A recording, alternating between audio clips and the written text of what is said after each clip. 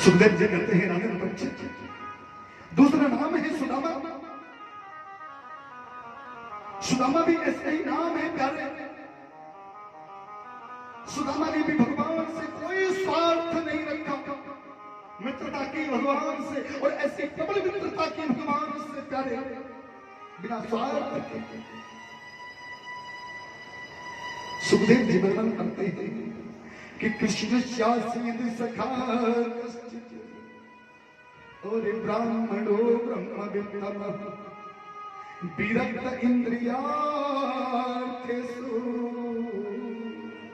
प्रशांतात्मा जितेन्द्रिय। कृष्ण का कोई सिखा है, नाम नहीं दिया। कैसा है? ब्राह्मण है, ऐसा वैसा ब्राह्मण नहीं करे। ब्रह्म वित्तम, ब्राह्मणों में भी जो उत्तम ब्राह्मण हुआ करते हैं, ऐसा उत्तम ब्राह्मण है। गुण क्या है? विरक्त है, संयमी है, दो वक्त के भोजन की व्यवस्था नहीं। अब आश्चर्य करेंगे प्यारे, लेकिन फिर भी प्रसन्न रहता है, कोई जीवन में चिंता नहीं करे।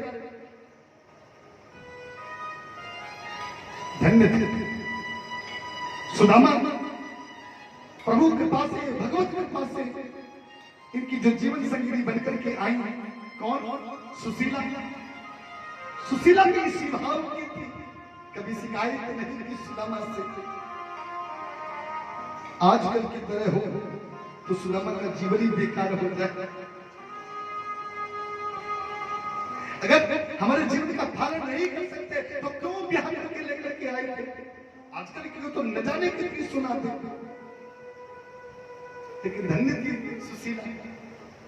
जैसे सुदामा रखते हैं उसी भाव में सुशीला रहती है, कभी कोई शिकायत नहीं की प्यारे। सुखदेव जी कहते हैं राजन परीक्षित 5 दिन हो गए आज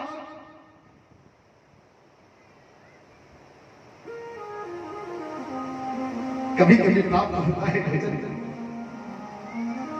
जैसे जैसे समय गुजरता है, समय व्यतीत हो गया, एक बार लगातार भिक्षा लेने जाते हैं सुदामा। 1 दिन हुआ, 2 दिन हुए, 3 दिन व्यतीत हो गए, सुदामा को भिक्षा प्राप्त नहीं हुई। इनका नियम है 5 घरों में भिक्षा लेने जाते हैं। अगर कोई दया करके इनको भिक्षा दे देता है तो लेकर के आ जाते हैं, छठ में द्वार करके नहीं जाते। 3 दिन व्यतीत हो गए, मन व्यथित है, मन दुखी है, करें तो क्या करें? 3 दिन व्यतीत हो जाते हैं प्यारे। बच्चों का भूख प्यास के कारण विकलित हो रहे बच्चे।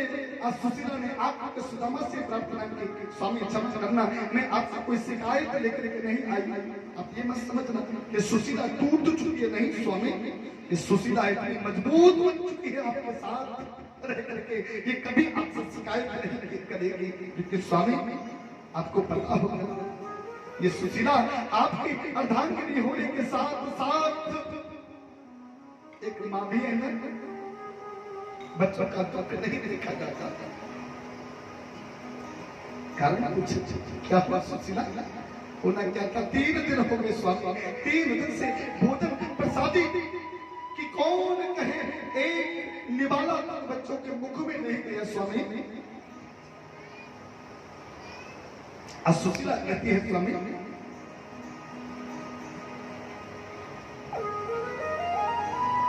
3 दिन व्यतीत होते जा रहे हैं स्वामी,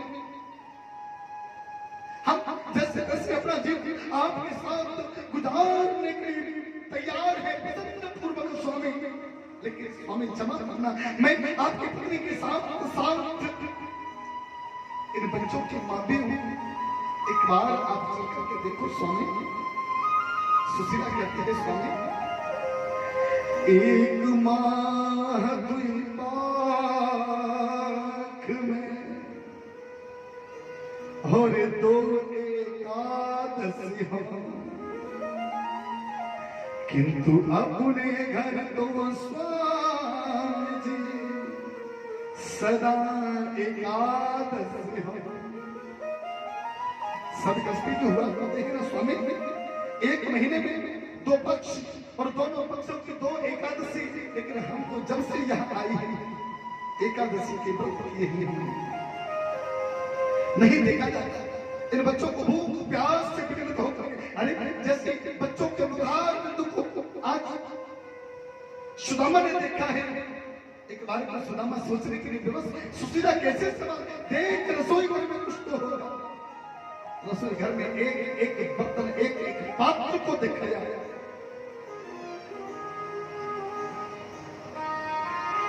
कोई वस्तु ऐसे नहीं जिससे बच्चों के लिए भोजन प्रसादी तैयार कर सके। सुशीला एक चावल का दाना निकला है,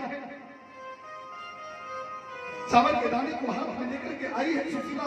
स्वामी आप कहते थे देख रसोई घर में कुछ तो होगा प्रसादी, प्रसादी के सूप में सिर्फ चावल का दाना निकला है। बताओ स्वामी मैं कौन से बालक को खिलाऊं? इनके चुनाव को समाप्त असुधारा प्रभावित होने लगे सुदामा। आज सुशीला से कहते हैं सुशीला तू ये मत सोचना कि मैं प्रयत्न नहीं करता। सुशीला तूने देखा है ना ये सुदामा घर घर जाता है। ब्राह्मण का नियम है 5 घरों में भिक्षा ले जाना चाहिए। मैं जाता हूँ सुशीला। आज चावल के दाने को हाथ में लिया, भगवान के समय पहुंचे। भगवान ने कन्हैया को भोग लगाया। 3 दिन से बच्चे सो नहीं रहे थे, भूख से विकृत होकर के। सुदामा के बच्चों की बात, सुदामा सुशीला की बात कौन करे? चावल का भोग लगाया जैसे ही भगवान कन्हैया को एक ही पल में समस्त त्रिलोकी की क्षुधा समाप्त हो गई, भूख मिट गई। बच्चे सुख की नींद सो गए।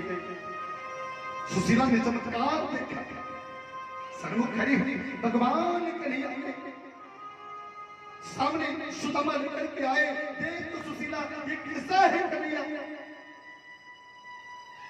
ये समझ गया कन्हैया, मेरे बच्चों की व्यथा को समझ लिया। इसने एक चावल से ही इनको तृप्त कर दिया। आज सुदामा सामने खड़े, अरे गोविंद न जाने तुझे कितनी व्यवस्था करनी पड़ी होगी, मेरी वजह से आज तुझे कष्ट मिला। आज बिलखने लगे भगवान की मूर्ति के सामने। सुदामा सुशीला को लगा गर्म लोहा है, चोट मारने की देर है, क्यों न इनको इनके मित्र के पास भेजा जाए। सुशीला कहती है स्वामी छोड़ सारी बातें, आप रोज रोज कृष्ण की चर्चा करते हो, अपने मित्र की चर्चा करते हो, क्या कभी मिलने का मन नहीं होता आपका? जैसे कहा सुशीला ने। आज सुदामा कहती है अरे ओ पगली कैसी बात करती है, हे पगली सुशीला तूने कैसी बात की? कौन ऐसा अभागा होगा जो ऐसे कृष्ण जैसे मित्र से मिलना नहीं चाहेगा? पगले हम तो हर एक पल मिलने के लिए तरसते रहते हैं, लेकिन क्या करें? शास्त्र कहते हैं, शास्त्रों के नियम है गुरु के दरबार में जाओ कभी खाली हाथ मत जाओ, देवालय में मंदिर में जाओ कभी खाली हाथ मत जाओ, सत्संग में कीर्तन में अगर घर से निकल करके जाओ तो कभी खाली हाथ मत जाओ, मित्र के घर पर अगर जाओ तो कभी खाली हाथ शास्त्र के अनुसार नहीं जाना चाहिए। अरे देखिए सुशीला मन तो करता है, हृदय करता है दौड़ करके जाऊं, अपने मित्र से जाकर के मिलूं, अपने मित्र को हृदय से मिलूं, लेकिन क्या करूं पगली? अपने बच्चों के लिए 2 वक्त के भोजन की व्यवस्था नहीं कर पाता, कहां से लेकर के आऊं उसके लिए भेज। सुशीला को लगा इससे अच्छा मौका नहीं मिलेगा। सुशीला ने कहा एक छोटी सी बात और छोटी सी बात के लिए आप अपने मित्र से दूर रह रहे हैं। नहीं स्वामी ऐसा नहीं करना। सुबह प्रातः काल की बेला में सुशीला व्यवस्था करके 4 घर में सुशीला गई। ध्यान देना, 4 घरों में सुशीला जाती है। सुशीला चाहती तो एक घर से ही भिक्षा लेकर के आ सकती थी, इतना उत्तम व्यवहार था सुशीला का, लेकिन 4 घर में जाती है सुशीला। 4 घरों में सूप से फटकने के बाद जो चावल की टुकड़ी नीचे गिर जाया करती है,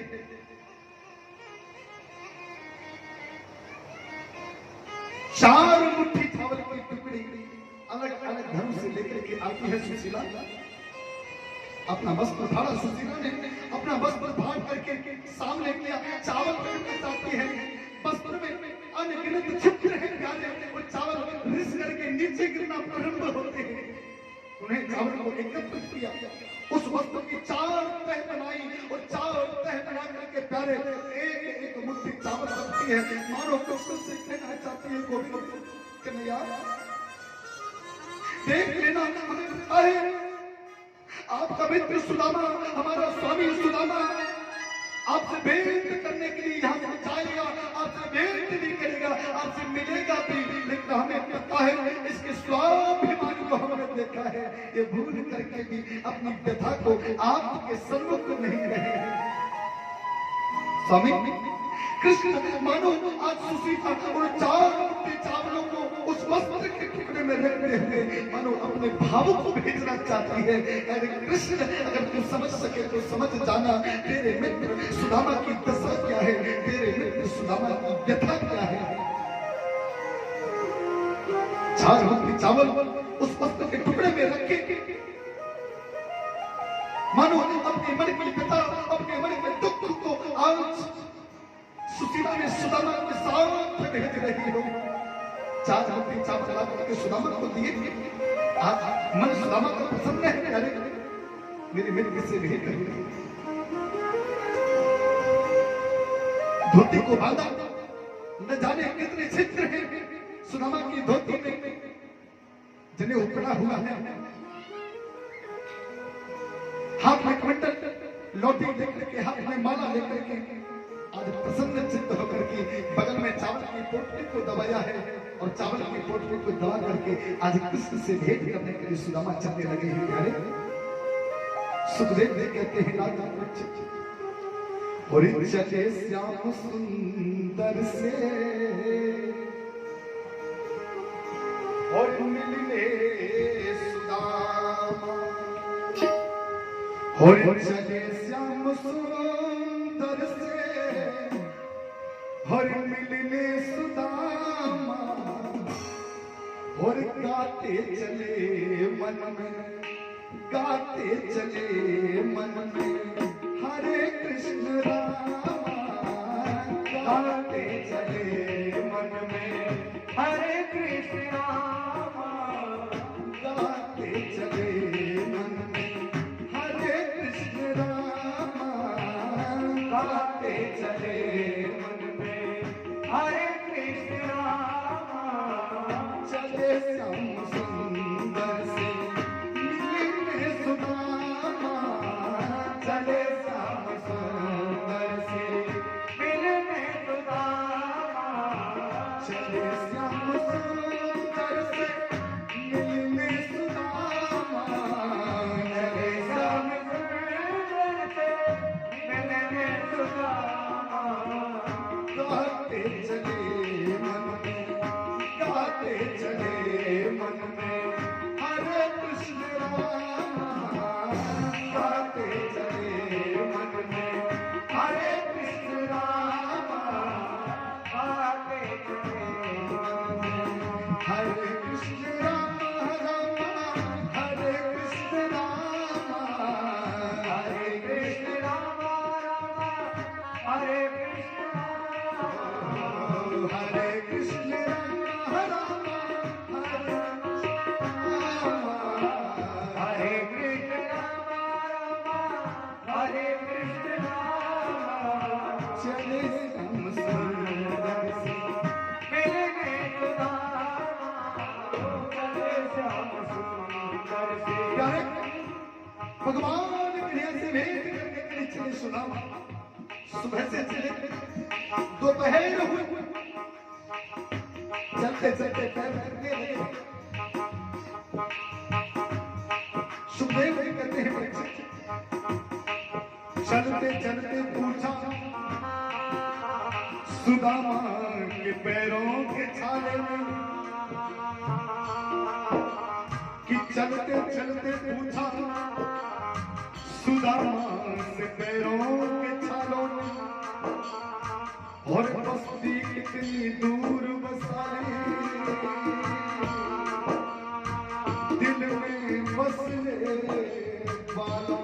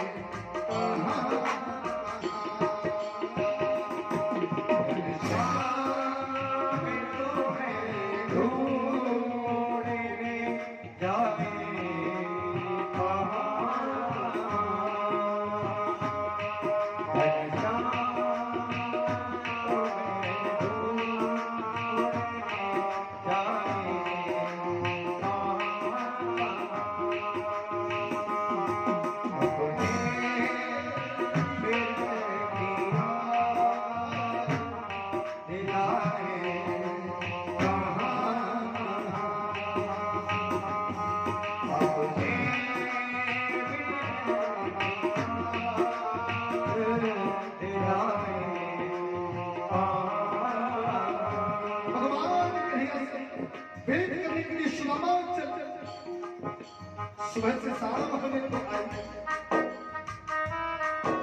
सुदामा का शरीर भूख प्यास से पहले पीड़ित,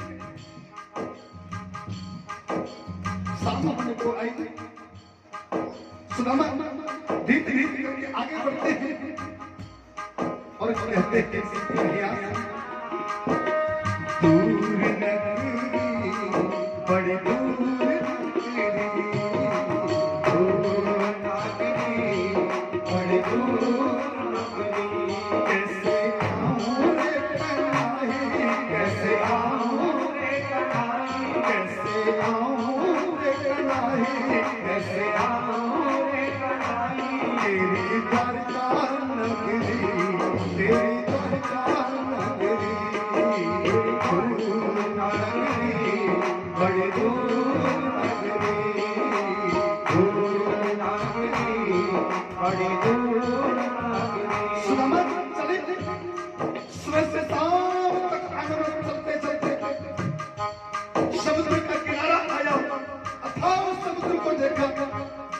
सुदामा घबरा गया और सुदामा कहते हैं कि भूख लगती है और प्यास लगती है, जिंदगी भी अब उदास लगती है, और कैसे आऊं तेरे द्वार का नगरी, हर आस भी अब निराश लगती है। अतः समुद्र को देखा सुदामा कहते हैं प्रभु थक हार गया। अतः समुद्र को देख करके हिम्मत हार गई। अब तो लगता है कि कृष्ण से भेंट नहीं हो पाएगी। थके हारे सुदामा वृक्ष के तने में बैठे, निद्रा आ गई। भगवान ने सोचा अगर लौट करके सुदामा चला गया तो पुनः लौट करके मुझसे भेंट करने नहीं आएगा। योग माया को आदेश देकर के सोते हुए सुदामा को द्वारका में भगवान ने उड़ा दिया। द्वार पर पहुंचे, आज द्वार पालों से निवेदन किया जाकर मेरे मित्र कृष्ण को बताओ, सुदामा भेंट करने के लिए आया है। जाकर के द्वार पाल ने बताया एक ब्राह्मण द्वार पर खड़ा है, दशा क्या है। सुखदेव जी कहते हैं राजा पर शीश पगान झगातन पर, और धोती फटी सी लटी दुपटी, धोती फटी सी लटी दुपटी से, और पाहिन पाह किए नहीं सामा। मस्तक तक ओढ़ने के लिए कोई वस्त्र नहीं है, एकमात्र वस्त्र के रूप में अगर कोई है तो एक धोती है, वो भी न जाने कितनी जगह से फटी है। पैरों में उपाड़ा, पैरों में जूते चप्पल आदि नहीं डाले। स्थिति क्या है?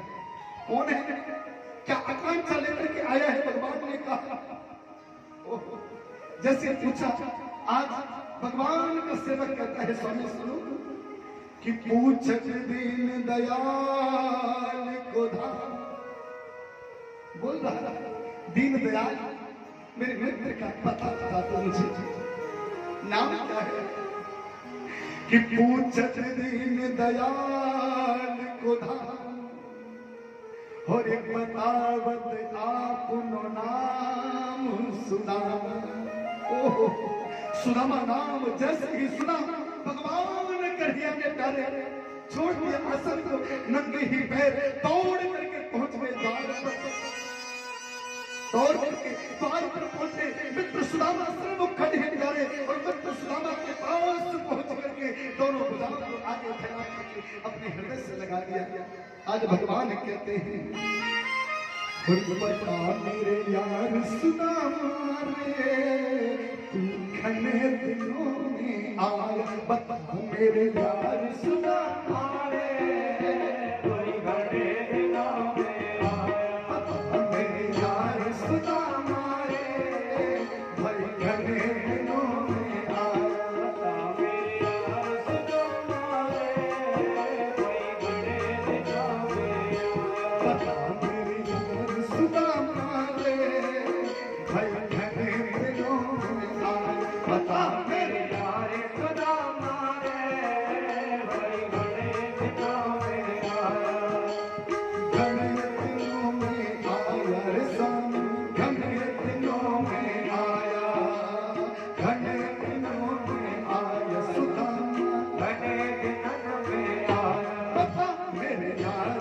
सुदामा रे भाई घने दिनों में आया, बता मेरे यार सुदामा रे भाई घने दिनों में आया, बालक बालक आया करता रोज फिर करके जाए करता बालक बालक आया करता रोज खेल के आया, तेरा रे सुदामा रे कोई तकरार सुदामा रे भाई घने दिनों में आया, बता मेरे यार सुदामा रे भाई घने दिनों में आया, बता मेरे यार सुदामा रे भाई घने दिनों। आज मित्र को हृदय से लगाया लेकर के आई भवन में अपने सिंहासन पर भगवान ने बिठाला, सुदामा को चरणों में बैठ जाते हैं। रुक्मिणी मैया समस्त रानियां चरणों को धोने के लिए जल लेकर के आई हैं। आज भगवान ने उस जल को हाथ नहीं लगाया कि पानी परात को हाथ छुओ नहीं, और नैनन के जल सो पग धोए, हाई महादुख पायो सखा आए इतने न कितने दिन खोए, देख सुदामा की दीन दशा करुणा करके करुणा निधि रोए। आज ब्रह्म रोने के लिए दिवस हुआ है, चरणों का प्रक्षालन किया है, भोजन स्नान आदि किया, अपने वस्त्र प्रदान किए हैं, भोजन प्रसाद की, शाम को चरणों की सेवा में बैठ जाते हैं, चरण धो लिए, स्नान कर लिए सुदामा ने, भोजन कर लिया, लेकिन सुशीला ने जो भेंट भेजी थी वो नहीं दी। रात्रि को विश्राम करने लगे, चरणों को दबाया, चरणों को दबा रही भगवान। आज चावल की टुकड़ों को छीन करके 2 मुट्ठी चावल खाए, तीसरी मुट्ठी में सुशीला रुक्मिणी ने हाथ को पकड़ लिया, क्रोध आया, अच्छी बात तो नहीं, क्या हम प्रसाद नहीं लेंगे? समस्त रानियों ने प्रसाद को मान पाया, मानो 2 मुट्ठी में 2 लोग दिए हैं। सुखदेव जी कहते हैं राजा परीक्षित प्रातः काल के बेला में मित्र सुदामा भेंट करके चले हैं, भगवान कन्हैया से मिलकर के आज अपने नगर में आए हैं, सर्वस्व भगवान कन्हैया ने इनको प्रदान कर दिया है, अपने भक्त पर कृपा की है। और ये भक्त सर्व भगवान की जय। बसंत के द्वारा यज्ञ करने की कथा आती है। उस यज्ञ में भगवान कन्हैया से देवकी के 6 पुत्रों को मांगा है। भगवान कन्हैया ने जो कंस ने 6 पुत्र समाप्त किए थे उनको लाकर के प्रदान किया है। यदुवंश को श्राप, साम के द्वारा संतों का अपराध, यदुवंशों को साप, समस्त यदुवंशियों को भगवान कन्हैया भेंट करने के लिए बुलाते हैं। आपस में बहुत दिनों के बाद मैंने मदरा का पान किया, आपस में लड़ झगड़ करके समस्त यदुवंश से समाप्त होने लगे। बलराम जी से नहीं देखा गया। बलराम जी ने भगवान कन्हैया को प्रणाम करके समुद्र में अपने शेष के रूप में आकर के भगवान बलराम यहाँ से चले जाते हैं। बोलिए बलराम भगवान की जय। भगवान कन्हैया का सुधाम जाने का समय आया, उद्धव को बुलाया और उद्धव को बुला के भगवान कन्हैया कहते हैं, उद्धव मेरे प्रिय मित्र, मैं इस धरा पर जब से आया हूँ इतना प्रेम स्नेह प्राप्त हुआ, मैं इस पृथ्वी को छोड़ करके नहीं जाना चाहता, लेकिन नियम के बंधन में बंधा हूँ, क्षीर सागर में मुझे जाना है, लेकिन मैं अपना तेज श्रीमद् भागवत में समाहित कर रहा हूँ। अगर संसार के प्राणियों को मेरा दर्शन करना हो तो भागवत का दर्शन करने, उससे ही मेरा दर्शन हो जाएगा। आज भगवान कन्हैया अपने समस्त तेज को भागवत में समाहित करके उद्धव के हाथों में समर्पित करके जंगल की ओर चले जाते हैं। वहां पर एक महिला भगवान कन्हैया के पैर पर बाण मारता है। हिरण का नेत्र समझ करके भगवान कन्हैया के पैर पर बाण लगा, भगवान कन्हैया की आह निकली, दौड़ करके महिला आया। महिला ने आकर के क्षमा प्रार्थना की। भगवान ने कहा, तेरा अपराध नहीं, मैंने अपराध किया था राम अवतार में, जब सुग्रीव के भाई बाली के रूप में तुम थे, सुग्रीव के लाख प्रयत्न करने पर तुम समाप्त नहीं हो रहे थे, उस समय मैंने छुपकर कर बाण मारा था, आज उसका बदला मैंने चुकाया है। भगवान कन्हैया सुधाम को चले जाते हैं। बोलिए कृष्ण कन्हैया लाल की जय। उसके उपरांत संत का साथ परीक्षित को लगा था, यदि भागवत कथा श्रवण करने से परीक्षित की मुक्ति हो जाती है, लेकिन संत के साथ को पूर्ण करने के लिए परीक्षित नाम का सर्प आता है। ब्राह्मण को लोभ देकर के पुष्पों में बैठ करके चला जाता है।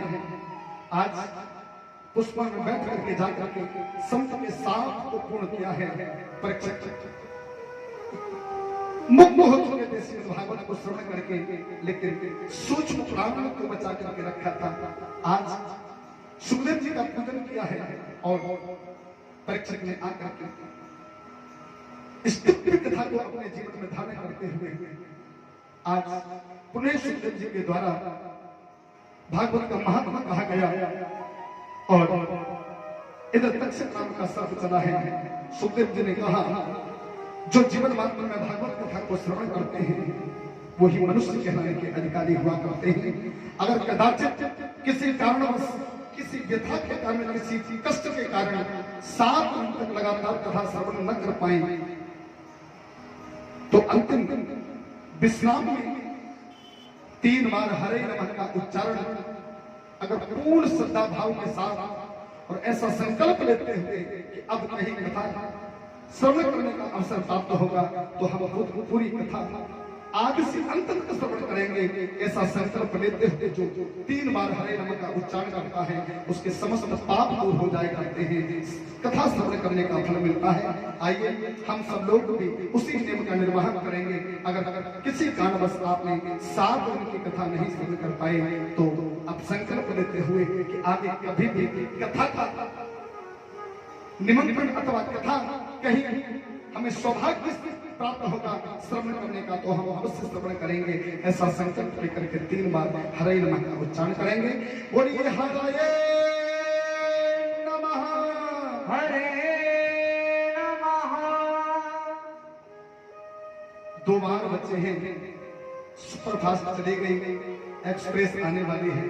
अगर फिर भी कोई रह रहा हो, कॉलोनी बहुत बड़ी है, माइक के माध्यम से आवाज पहुंच रही होगी, किसी कारणवश जो नहीं पहुंच पाए मैं उनसे भी निवेदन करता हूं आज आप भी संकल्प लेकर के हम किसी कारणवश इस कथा में नहीं पहुंच पाएंगे, लेकिन आप आगे जब तक होंगे तब जाकर के हम कथा श्रवण करेंगे।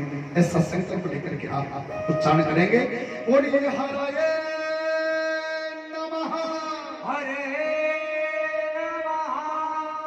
पैसेंजर बची है लेकिन गारंटी पक्की है, पहुंचाएगी जरूर इस दल तक, चूकना मत। बोलिए हराये नमः, हरे नमः। बोलिए कृष्ण कन्हैया लाल की जय। श्रीमद् भागवत महापुराण की जय। व्यास जी का पूजन होता है, परीक्षित जी महाराज के द्वारा सुखदेव जी का पूजन, तक्षक नाम का सर्प आकर के 10 करके संत के साथ को पूर्ण करता है। बोलिए भगवत्सल भगवान की जय। 7 दिन की दिव्य कथा आप व्यास पूजन की ओर चले, उससे पूर्व इस व्यास गादी से 7 दिन तक यह दिव्य कथा आप लोगों के सामने रखी।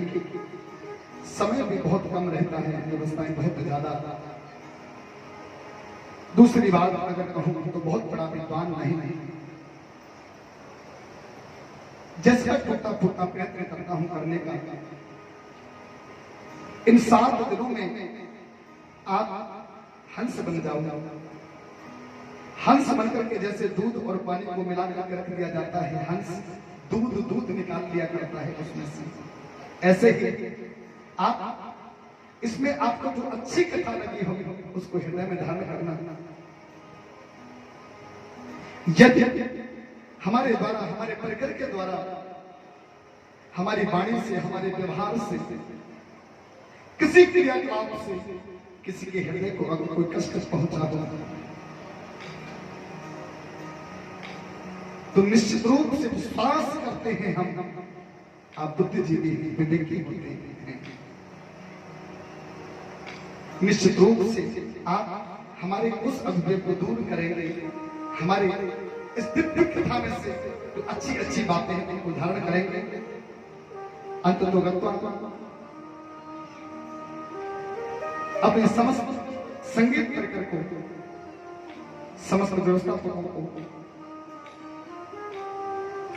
आप सभी भक्तों के लिए प्रभु से प्रार्थना करता हूं, गणपति भगवान से प्रार्थना करता हूं आप सबको तो सब प्राप्त हो जिसकी आप यह कामना लेकर के आई है। समय कम है, इसलिए मात्र एक शब्द में कहना चाहूंगा, सिया राम में समझ जाने करो प्रणाम जो जो पानी। आप सबके हृदय में बैठे हुए परमात्मा को प्रणाम करता हुआ अपनी वाणी को विराम दूंगा और एक ही बात कहूंगा, 2 बातों को याद रख, जो चाहत कल्याण, पहले श्री हर मौत को, दूजे श्री भगवान मृत्यु का स्मरण करते रहना, भगवान के नाम का उच्चारण करते रहना, ये संकल्प लेकर के जाना। अब हम व्यास पूजन की ओर चलेंगे, समय की उद्देश्यों की बहुत कम है। हमारे कथा के मुख्य परीक्षित पवन जी आकर के सर्वप्रथम पूजन करेंगे, व्यास पूजन। और विशेष रूप से मैं आभार व्यक्त करना चाहूंगा श्रीमान पवन मकरानिया जी, श्रीमान नरेंद्र मकरानिया जी, जो परीक्षित का जिनको सौभाग्य प्राप्त हुआ। 2 कथाएं अनवर शंकर कॉलोनी में, इससे पहले ठाकुर जी ने, हमारे दोनों परीक्षित यहाँ बैठे हैं, श्रीमान अर्जुन भगत जी, श्रीमान राम अवतार बंसल जी। लोग पूछते हैं, बोले महाराज आप गणपति महोत्सव में क्या कमाते हो? लोग उंगलियों पर गिनते हैं, अच्छा आज फलाना आया, आज फलाना आया, ओहो वो तो इतना पागल है महाराज, कभी लाख करेगा तो लाख टिकट चला जाएगा। लोग अनुमान लगाते हैं, लेकिन मैं कहता हूं मैं धन नहीं कमाता, मैं ये कमाई करता हूं। मेरे पिछले गणपति महोत्सव की एक कमाई बैठी है, तो एक अर्जुन भगत जी और एक राम अवतार सदापि, जोरदार तालियां इनके लिए आप लोग बजाएंगे। वास्तविकता में वक्ता बड़भागी बन जाता है जब उसे श्रोता उत्तम कैटेगरी का प्राप्त होता है। और भगवत कृपा देखो, इस बार भी प्रभु ने, मैंने अर्जुन भगत जी के कान में कहा, मैंने पवन जी और निरंजन